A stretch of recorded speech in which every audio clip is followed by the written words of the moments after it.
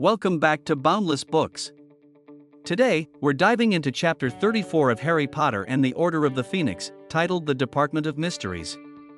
This chapter marks a thrilling shift in the narrative, taking Harry and his friends deep into the hidden heart of the Ministry of Magic and straight into a trap they didn't see coming. Entering the unknown, the chapter begins with Harry, Ron, Hermione, Ginny, Luna, and Neville arriving at the Ministry of Magic on the enchanted thestrals. They sneak into the emptied building late at night, their footsteps echoing in the vast atrium.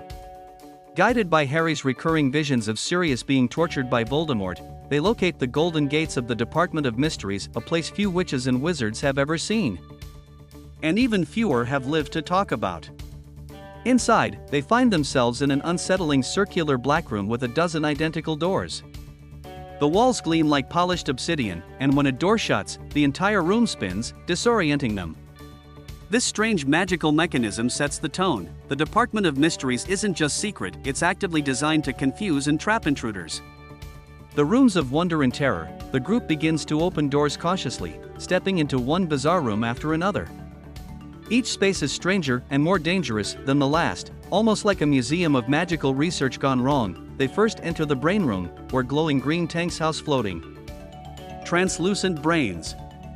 The sight is both mesmerizing and creepy, the brains pulsating as golden threads swirl around them like trails of thought. While nothing attacks them yet, the implication is clear: these magical experiments are far from harmless. Next, they stumble into the time room, a hauntingly beautiful space where dozens of clocks tick in perfect unison. A massive bell jar in the center contains a small bird that repeatedly hatches from an egg, grows, and then reverts back into an egg, an endless loop of time manipulation.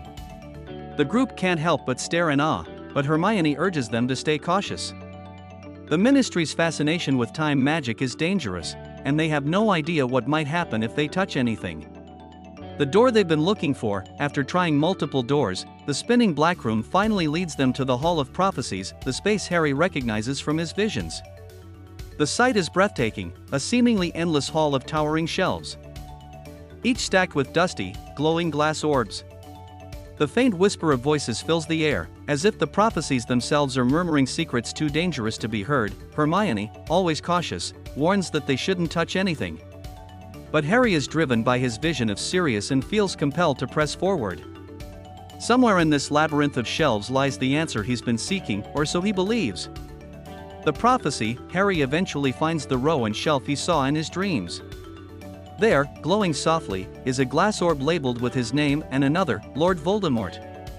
The weight of destiny presses in around them. Harry, feeling that this object must be tied to Sirius's safety, reaches for it. The glass orb is cool and surprisingly heavy in his hand. For a moment, nothing happens. No alarms sound, no spells fire off. But Hermione, her instincts sharper than ever, looks nervous. The calm is too perfect, too deliberate. The trap snaps shut. With the orb in Harry's hand, they press deeper into the Hall of Prophecies, searching for Sirius. But the silence is broken by a chilling voice. Lucius Malfoy steps from the shadows, wand in hand, his pale, aristocratic face twisted into a smirk. Behind him, Death Eaters emerge from the darkness, blocking every escape route. The realization slams into Harry and his friends: they've walked straight into a trap. The entire mission, the vision of Sirius, the frantic rush to the Ministry, was a setup orchestrated by Voldemort. The prophecy wasn't just sitting there waiting for Harry by chance. Voldemort wanted Harry to come for it.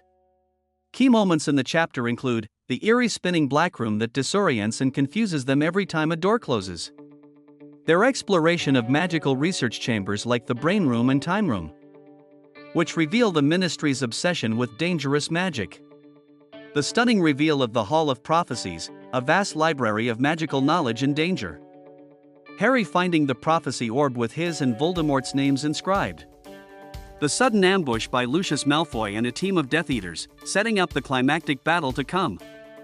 Book versus movie differences. The movie skips almost all of the department's fascinating rooms, jumping straight to the Hall of Prophecies and the ensuing battle. The book, however, gives readers a slow, suspenseful exploration of each chamber, which builds tension and deepens the sense of wonder and dread before the trap is sprung. That wraps up Chapter 34. The Department of Mysteries. This chapter serves as the gateway to the dramatic climax of the book, pulling Harry and his friends into one of the most dangerous confrontations they've ever faced. What did you think of the department's mysterious rooms? Which one intrigued or unnerved you the most? Comment your thoughts below. And don't forget to like, subscribe, and join us for the action-packed Chapter 35, Beyond the Veil.